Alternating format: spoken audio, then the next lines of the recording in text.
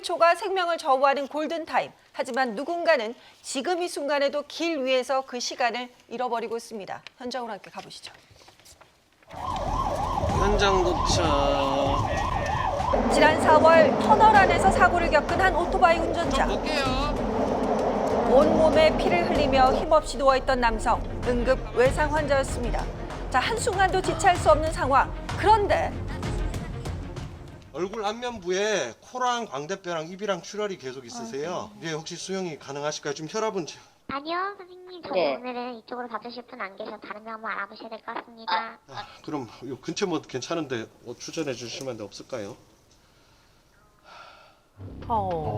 2024년 12월 약물 중독으로 사경을 헤매는 한 남성. 환자의 상태는 점점 불안정해졌고 곧바로 이송할 병원을 찾아야 했습니다. 일일이 이렇게 다 전화를 돌려야 전화를 되는 안 받냐 여기? 전화를 안 받는다? 원씨. 아, 이게 전화가 현실이군요. 돼야지 뭐.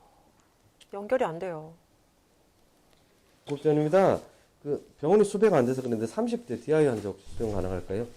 네, 저희는 안 돼요. 그냥 끊고 싶어서 난리네 전화하니까 그냥 내하고 끊어버리네. 아이고야. 얼마나 속이 타겠어요. 응급대원이 일일이 네, 30분 만에 겨우 연락된 응급실 한 곳. 그제야 다행이다. 이송을 시작합니다. 자, 뇌출혈이 의심된 한 녀석. 이번엔 전화 없이 먼저 이송을 했는데요. 그 전화해서 계속 안 받아가지고. 아니, 응급실 앞에 도착을 했지만 미급한데, 이렇게. 처치도 진료도 받을 수 없다는 겁니다. 그저 기다릴 수밖에 없었던 거죠.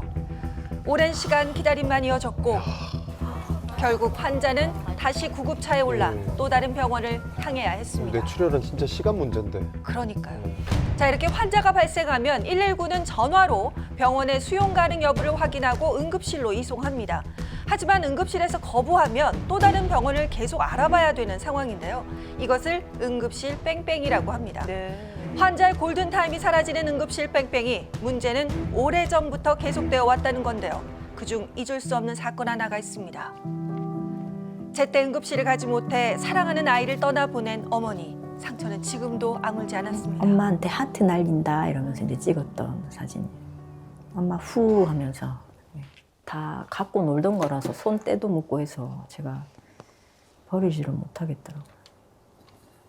동이가 있는 것처럼 잠시 어디 이제 유학 보냈다 그냥 생각하고 그냥 다 뒀어요. 그냥. 죽는 그날까지 잊을 수가 없죠. 다정한 부모 곁에서 자라며 꿈이 많았던 아이 동희. 하지만 겨우 5살에 세상을 떠나야 했습니다. 대체 무슨 일이 있었던 걸까요? 2019년도에 이제 아기가 이제 편도 수술을 했었거든요.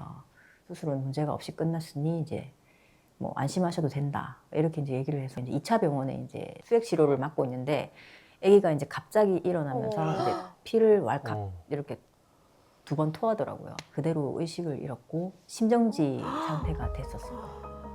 무호흡증으로 고생하던 동희는 편도 수술을 받았고 퇴원 후에 회복을 위해 동네 병원에 입원했습니다. 그러다 갑작스런 대량 출혈로 심정지 상태에 놓였던 거죠. 구급대원님이 이제 처음부터 병원까지 계속 CPR을 하셨기 때문에 땀으로 이제 다 젖어 있었고 119에서 이제 2차례 전화를 했더라고요. 첫 번째 거절 이유는 이제 다른 CPR 환자가 있어서 환자를 수용할 수 없다. 2번째 또 전화를 했는데도 이제 환자를 받을 여력이 안 된다. 119 대원님도 이제 막 미치려고 하시더라고요.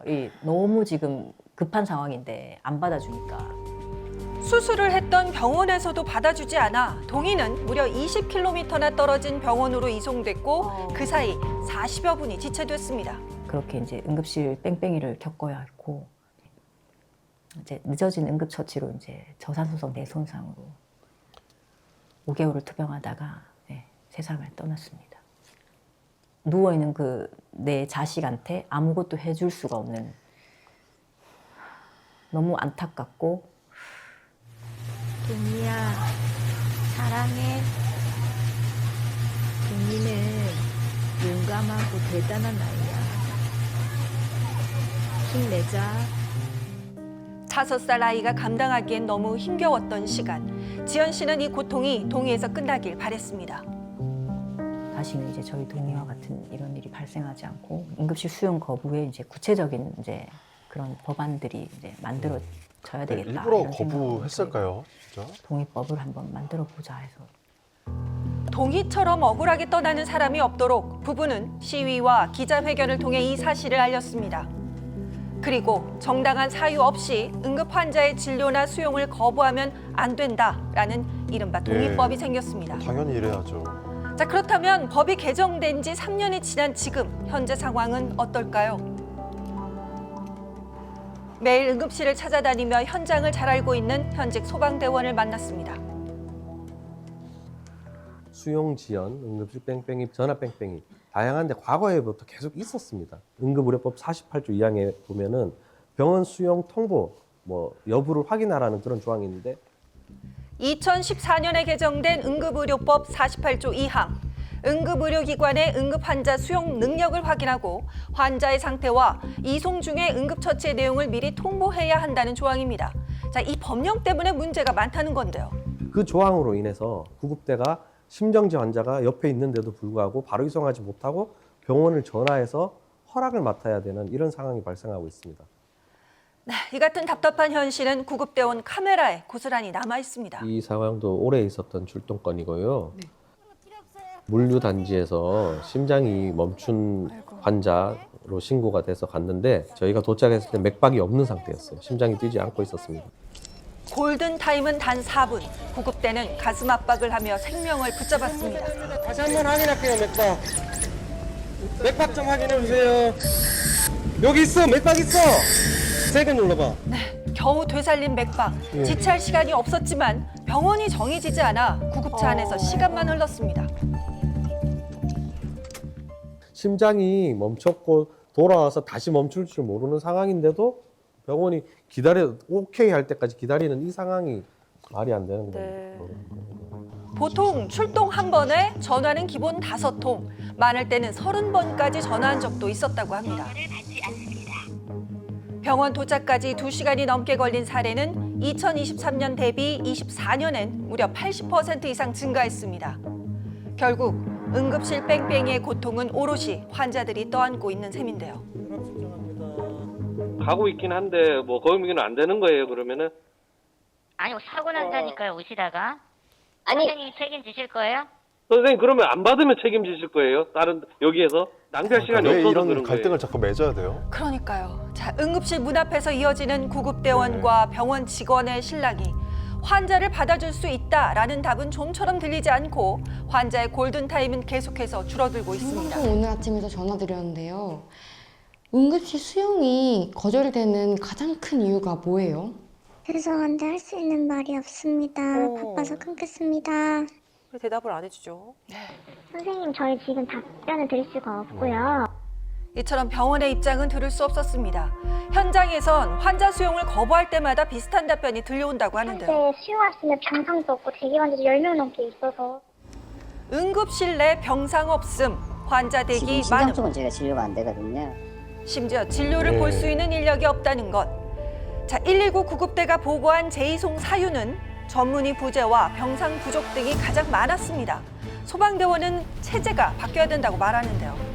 병원에 그 허락을 받고 가는 법조항을 삭제를 해주셨으면 좋겠고 우리나라 응급의료 체계를 병원 전 단계부터 최종 진료까지 제대로 점검할 수 있는 그런 방안이 마련되었으면 합니다. 네, 길 위에서 벌어지는 응급 환자의 골든타임. 환자가 더 이상 병원을 찾아 헤매는 일은 없어야 합니다. 네, 이 응급실 뺑뺑이 정말 영상으로 보니까 얼마나 심각한지 더 와닿습니다. 그러니까 한시가 급한데 구급대원들이 일일이 병원에 전화를 해야 하는 상황이고요. 이게 네. 시스템의 허점도 있다는 생각이 드는데 다행히 어제 국회 본회의에서 응급실 뺑뺑이 방지법 개정안이 가결이 됐습니다. 네, 맞습니다. 이번 개정안의 핵심은 병원에서 환자를 받을 수 있는지 병원이 바로바로 알려줘야 된다라는 겁니다. 예. 구급대와 병원이 즉시 연결 가능한 그 전용 한라인 설치를 의무화했고요. 또 병원에 병원에서는 중앙응급의료센터에다가 지금 병상이 있는지 그리고 담당의가 있는지 이런 정보들을 실시간으로 공유를 하게 네. 됐습니다. 예.